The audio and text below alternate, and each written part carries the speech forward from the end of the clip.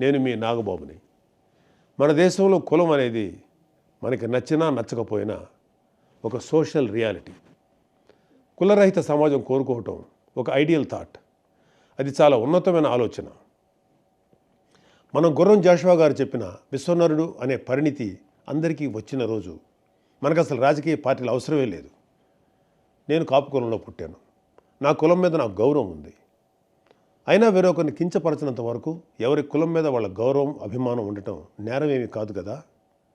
అయినా కులం అనేది అందరికీ బై బర్తే కానీ ఎవరికి బై చాయిస్ కాదుగా.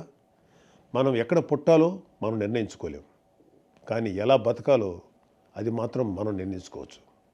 బట్ రాజకీయాల్లో ఐడియల్ సినారియోస్ కన్నా ప్రాక్టికల్గా ఉంటూ రియలిస్టిక్గా మాట్లాడాలి కాబట్టి కులం అనే రియాలిటీ గురించి మాట్లాడక తప్పదు. అందుకే పవన్ కళ్యాణ్ గారు ఎంతగానో ఆలోచించి జనసేన మూల సిద్ధాంతాల్లో ఒకటైన కులాలను కలిపే ఆలోచన విధానం గురించి చెప్పారు.